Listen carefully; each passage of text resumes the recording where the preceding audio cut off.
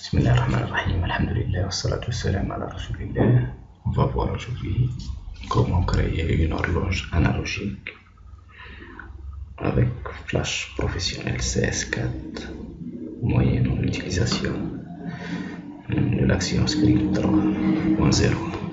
Donc on va commencer, on va créer nos aiguilles correspondant à l'aiguille des secondes, à l'aiguille des minutes et à l'aiguille des heures. Donc je vais faire une petite aiguille là. Je vais dire que c'est par exemple 4 comme épaisseur et une couleur rouge. Donc Shift, bouton droit cliqué de la souris, bouton gauche. Donc on aura un trait vertical,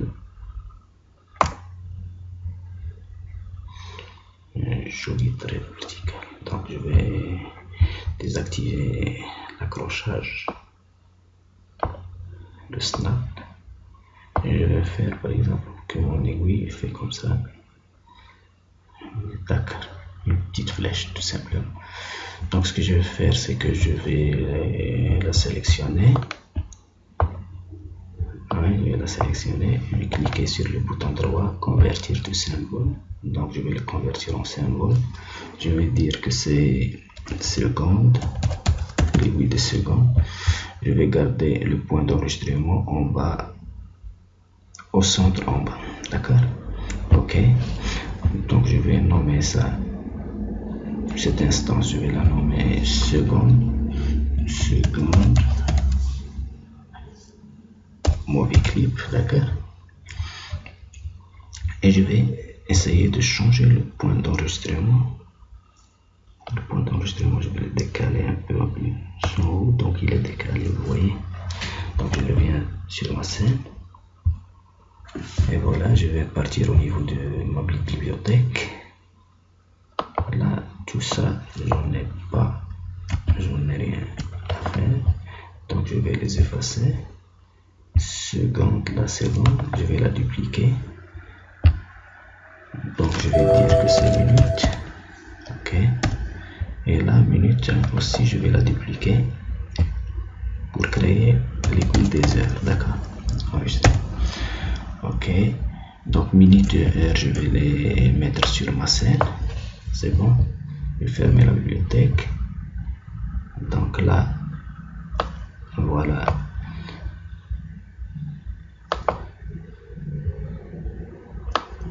Ça, c'est, vous voyez que c'est minute. Donc minute MC, je vais lui donner un nom, minute MC. Et là, minute MC, en même temps, je vais profiter pour lui donner une couleur, par exemple du bleu, ok, pour différencier un peu. Et je vais réduire la hauteur. D'accord, à 148. Là, je vais me mettre sur l'instance de l'heure et je vais l'appeler heure MC, heure movie clip MC, d'accord. De même, je vais lui changer la couleur, pas de bleu, mais je vais faire un petit bleu plus clair pour différencier un peu. Là on avait mis 148, je vais mettre là 135 peut-être, même 140, je vois, c'est bon, donc pour nous indiquer les heures. Et là ce que je vais faire, je vais essayer de déplacer mon aiguille pour la mettre ici, la superposer.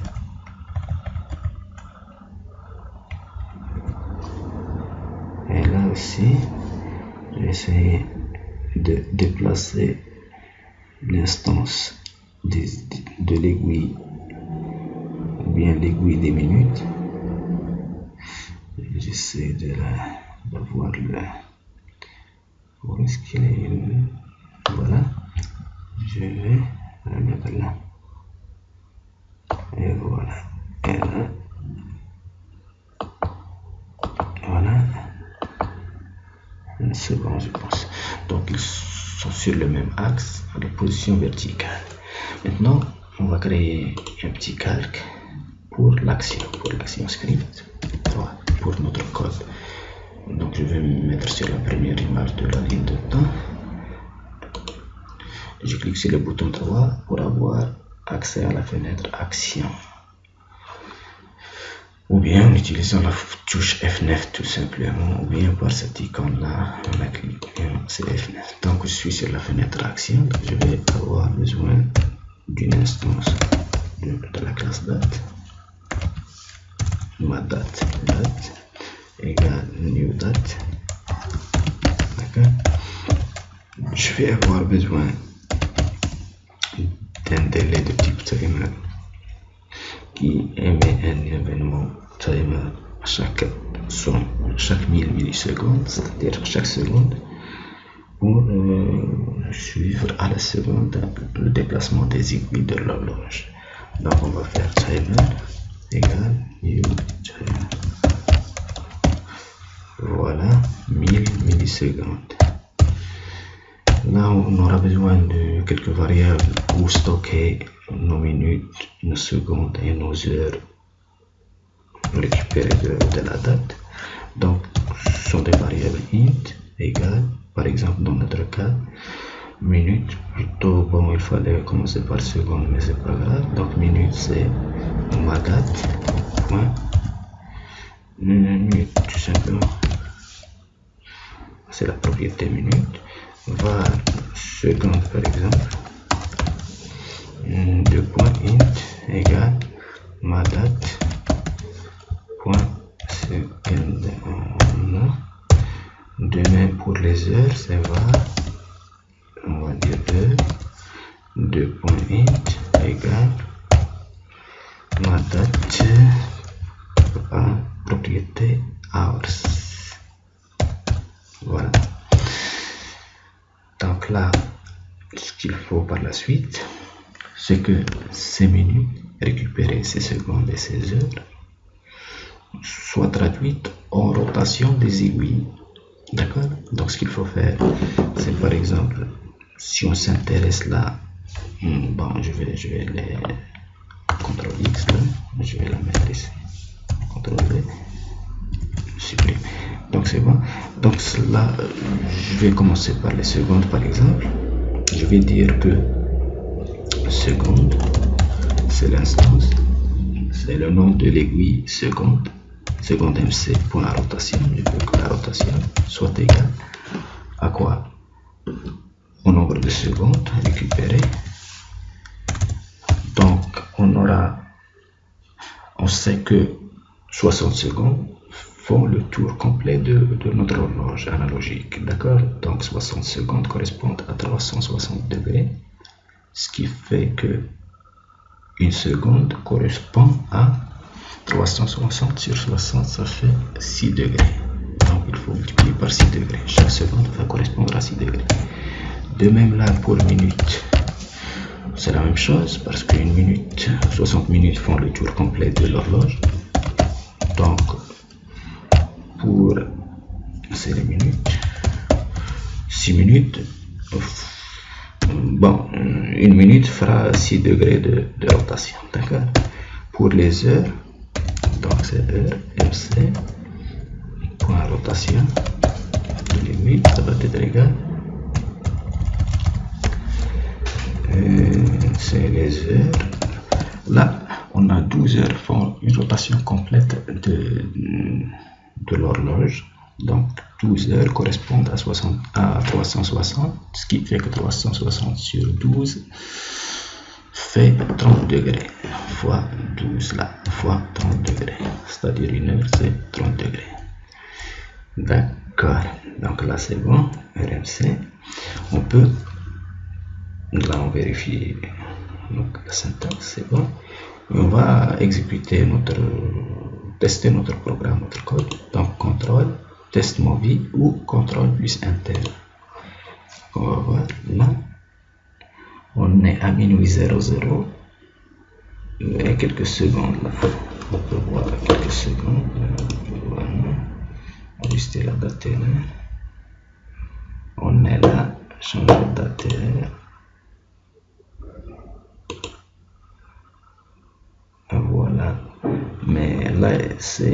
la lecture s'est fait une seule fois et ça n'a pas changé. Là, on est à 1 minute et quelques secondes. On va contrôle enter et on va voir qu'est-ce que ça va donner. Vous voyez là qu'on a 1 minute, on a déplacement de l'aiguille et quelques secondes. La flèche rouge, c'est l'aiguille des secondes. La bleue, c'est l'aiguille la bleue foncée plutôt. La bleue normale, c'est l'aiguille des minutes. Et la bleue claire, c'est l'aiguille des heures. D'accord. Donc je suis à minuit. 1 minute, 2 minutes, quelques secondes. D'accord. Donc pour que l'horloge fonctionne correctement, il faut utiliser le timer. Donc on va utiliser le timer. Et avant, on va utiliser le timer, d'accord. Donc le délai, on a défini le délai point start, c'est-à-dire on va commencer le timer, on va ordonner au timer de commencer et il va générer à chaque 1000 millisecondes un événement timer. Donc on va écouter cet événement timer, délai point add event listener. D'accord, c'est timer event point timer et on aura une fonction on timer. Cette fonction, on va la définir. Qu'est-ce qu'elle va faire? Donc il ne retourne rien.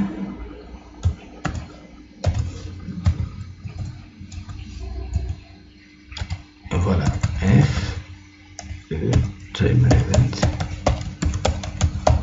D'accord, c'est bon. Timer event, c'est pas c'est timer event.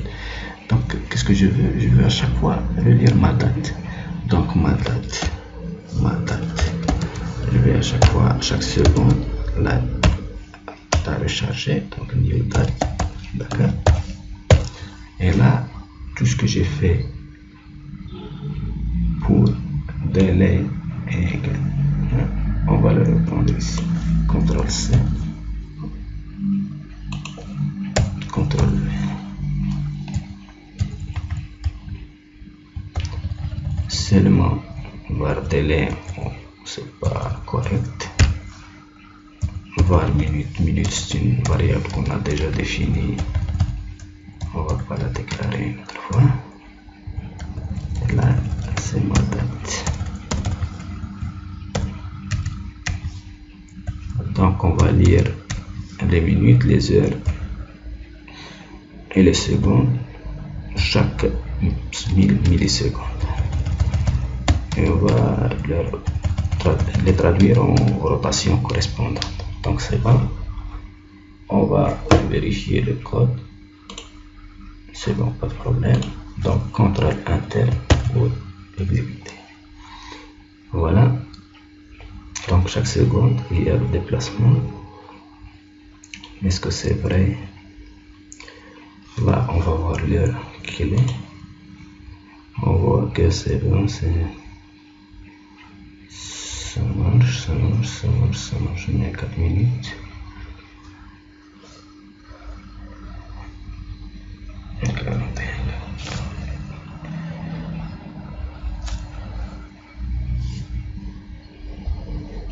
Si on change là, on va changer.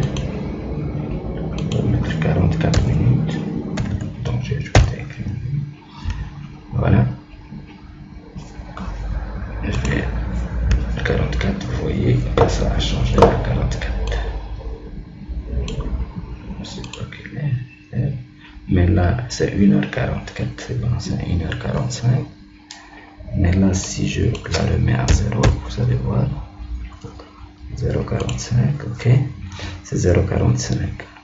Alors qu'ici, vous voyez que l'aiguille indiquant les heures s'est déplacée d'un certain nombre de degrés correspondant à la position de l'aiguille des minutes, 45 degrés. Ça fait déplacer l'aiguille des montres à peu près de 3 quarts de 30 degrés. D'accord. Donc on va essayer de prendre en compte de ceci. Donc on va revenir dans notre fenêtre action et on va dire là, il faut prendre en compte ceci. Donc là, pour les minutes, on a à chaque 60 minutes, on a un déplacement en heure d'une heure qui correspond, une heure correspond à 30 degrés. Donc chaque 60 minutes là, il va correspondre à 30 degrés. Donc ce qu'il faut, c'est minutes multiplié par 0,5 tout simplement. Pour que 60 minutes correspondent à 30 degrés, ça fait minutes, 60 fois 0,5 c'est 30 degrés. D'accord. Donc comme ça, on aura intégré le nombre de minutes écoulées dans le déplacement des aiguilles de la montre. Voilà, on va enregistrer, on va plutôt vérifier, le code c'est bon, et on va exécuter ces contrôles inter. Voilà, on va revenir à notre horloge là. Vous voyez que c'est intéressant, que ça marche. Si on retranche notre 40 là, on va faire OK. Et voilà. C'est bon. C'est bon, ça marche, ça marche. On peut par exemple là, écrire quelques indications là. On va faire là c'est 12. Là on va tout en bas. On va dire que c'est à peu près 6 là. Là dans ce côté à peu près là c'est 9. Et là on va faire ça 3. Et là peut-être qu'on va faire un petit tiret pour indiquer comme le 4, le 5, le 6, le 7, le 8, et le 10, le 11, le 1 et le 2. Une heure, 2 heures. Mais peut-être qu'on va faire... Mais bon, c'est bon, on va se limiter à ça. On peut par exemple importer une image et la mettre au fond. On peut créer un calque, ajouter un calque tout en bas. On va lui insérer l'image d'une horloge et on va positionner les aiguilles dedans. Donc je vais exécuter une dernière fois, CTRL Enter, et on va voir ce que ça va donner. Vous voyez là qu'on a une indication, c'est à peu près, on est à 12 heures. 8 minutes à peu près. Là, je vais ajuster la date là. Donc là, 12 h 8 minutes. On va changer la date là. On va par exemple mettre 30 là. On va ajouter 30 ou bien 29. Ok. Donc 12 h 29, le déplacement des aiguilles indiquant la montre. Donc ça marche. Voilà comment on fait une horloge analogique. Merci d'avoir regardé la vidéo et à la prochaine, Inch'Allah.